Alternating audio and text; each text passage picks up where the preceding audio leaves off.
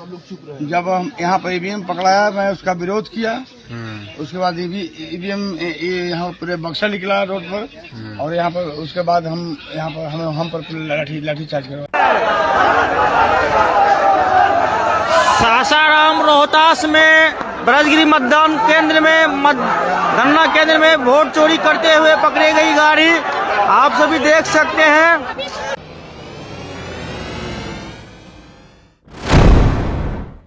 आदाब, मैं हूं मुमताज आलम रिजवी और मैं बात करूंगा बिहार के चुनाव की। चुनाव हो चुके हैं, एग्जिट पोल भी आ चुका है और अब कल इस चुनाव में जो वोट डाले गए हैं उसकी गिनती होनी है। लेकिन उससे पहले जिस तरह से जो कुछ हो रहा है वो हैरान करने वाला है। हालांकि हैरान करने वाला नहीं, इससे पहले भी कई मकामात पर इस तरह की तस्वीरें सामने आई हैं। उत्तर प्रदेश हो या दूसरे सूबे, हरियाणा में भी, और अब फिर बिहार से वो तस्वीर सामने आ रही है जो बहुत चौंकाने वाली है, जो इलेक्शन कमीशन पर सवाल खड़े कर रही है, जो मौजूदा सरकार पर सवाल खड़े कर रही है, जो लोकतंत्र के पड़ते हुए और बढ़ते हुए खतरे पर आवाज़ उठा रही। मैं बात कर रहा हूँ 11 को आखिरी पोलिंग थी, भरपूर तरीके से बिहार के लोगों ने वोट किया। बदलाव का वोट कहा जा रहा था, लेकिन जब एग्जिट पोल आया तो उसमें दिखाया गया, ज़्यादातर चैनलों ने दिखाया कि वहाँ पे जीत एनडीए की हो रही, यानी बीजेपी और जेडीयू गठबंधन की हो रही। इंडिया अलायंस हार रहा है। कुछ एक का चैनलों को छोड़कर बाकी सब ने यही नैरेटिव चलाया। तो क्या उसके पीछे था? अब यहाँ पे 4 कमेंट्स, 4 तस्वीरें सोशल मीडिया पे आई हैं जो मैं आपके खिदमत में पेश करना चाहता हूँ, और बड़ा सवाल है, सवाल उठाना चाहता हूँ। यहाँ पे आप देखिए, यह आईपी सिंह, उन्होंने सासाराम के मामले को उठाया है। सासाराम में जिस तरह से स्ट्रांग रूम से भरा हुआ ट्रक वहाँ पे मिला, उस पे सवाल उठाए जा रहे हैं। वहाँ जिन लोगों ने मुखालफत की, हंगामा किया, उन पे लाठी चार्ज होने की खबर है। लेकिन ये आया कैसे ये आया, मैं इसकी तफसील थोड़ा से बयान कर देता हूँ। अब यहाँ डिमांड की जा रही है कि डीएमएसपी को बर्खास्त किया जाए, इलेक्शन कमीशन से सवाल किया जाए, इलेक्शन कमीशन जवाब दे। अब सवाल यह है कि डीएमएसपी किसका है, कौन बर्खास्त करेगा, किसकी सरकार है, क्या कोई सुनने वाला है, क्या कोई इस बात को समझने वाला है, क्या लोकतंत्र की किसी को फिक्र है? किसी को नहीं, क्योंकि सरकार बन जाए बाकी चीजें भाड़ में जाए। अब यहाँ पे आप देखिए एक दूसरा, यहाँ आरजेडी, राष्ट्रीय जनता दल की जानिब से भी यहाँ पे सोशल मीडिया पे लिखा गया है, और यहाँ पे ये इल्ज़ाम लगाया गया है कि सीसीटीवी जो है वो बंद है। ये इल्ज़ाम है, और यहाँ पे 2 बजे से 3 बजे रात का पूरा मामला है। तो एक तरफ आप देखिए कि जो स्ट्रांग रूम है, जो वहाँ पे जहाँ पे गिनती होनी है, वहाँ पे सीसीटीवी कहीं बंद हो जाता है कहीं, और ये रात में हो रहा है, 2-3 बजे रात। आपको याद होगा उत्तर प्रदेश में भी इस तरह की तस्वीरें सामने आई थी। बाकायदा अखिलेश यादव ने प्रेस कॉन्फ्रेंस भी की थी, वहां पर भी ट्रक के पकड़े जाने का मामला सामने आया था। लेकिन ढाक के 3 पात हुआ, कुछ भी नहीं, कोई कुछ कर भी नहीं सका। क्या इस बार कुछ हो सकता है? क्या कोई कुछ कर सकता है? क्योंकि तस्वीरें फिर उसी तरह की सामने आ रही हैं। अब यहाँ पे आप ये देखिए कि शिकायत ये है कि रात में ड्राइवर को भगा दिया गया। तो ड्राइवर को क्यों भगाया गया? रात में ट्रक आने का क्या मतलब है? ये तमाम तस्वीरें ऐसा क्यों हैं?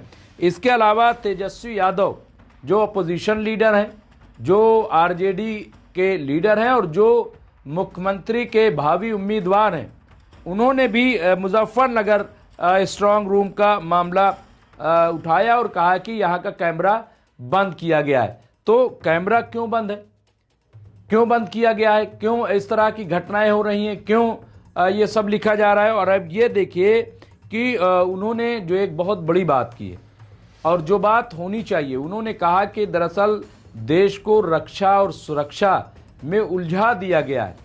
यानी उनका इशारा जो दिल्ली में कार धमाका हुआ है उसकी तरफ है गालिबन, क्योंकि उसके बाद से पूरे देश में एक ही बात चल रही है, आतंकवाद, देश की कैसे रक्षा हो, कैसे सुरक्षा हो, इसी पे पूरी डिबेट लगी पड़ी हुई है, तमाम टीवी चैनल उसे दिखा रहे हैं और इधर उनका कहना है कि इधर बिहार में वोटों की चोरी हो रही है।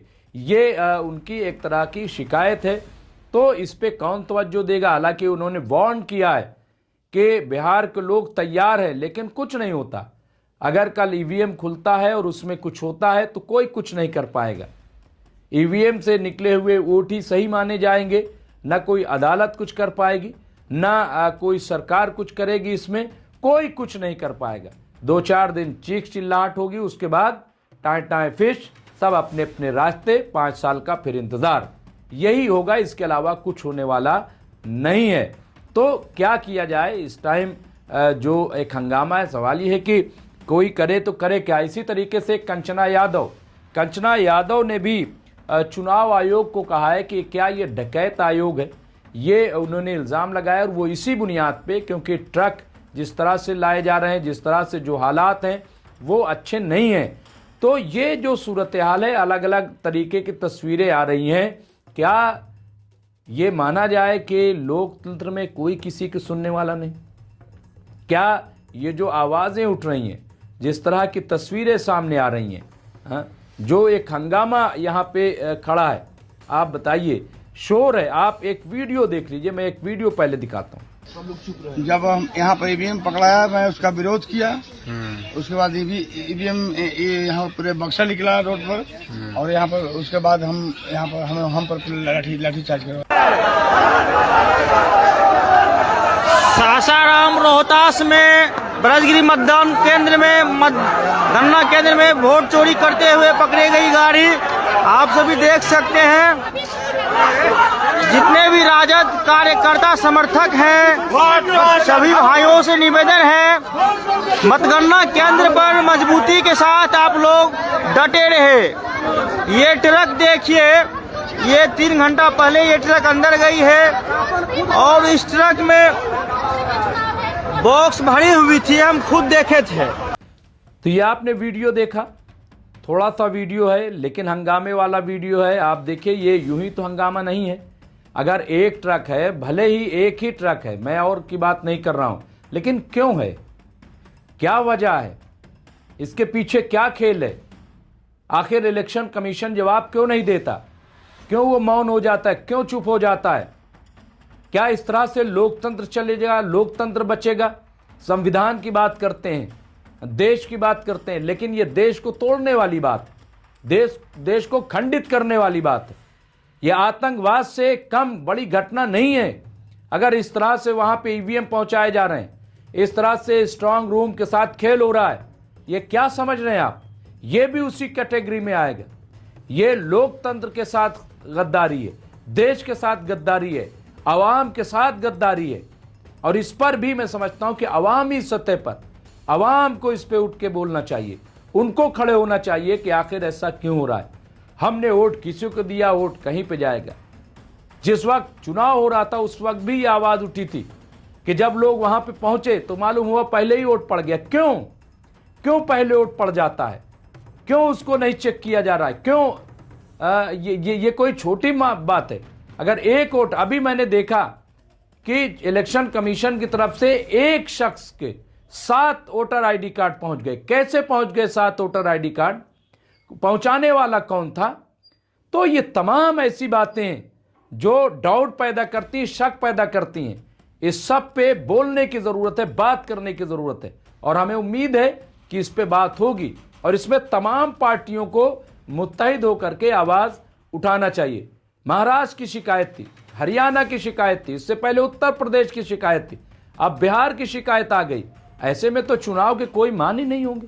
ये तो तानाशाही हो गई, डिक्टेटरशिप हो गई, चुनाव को मारना हो गया। तो इस पे गौर करने की जरूरत है और चुनाव आयोग निष्पक्ष होकर के वो इस पे आवाज उठाए, वो इस पे बोले, सफाई पेश करे।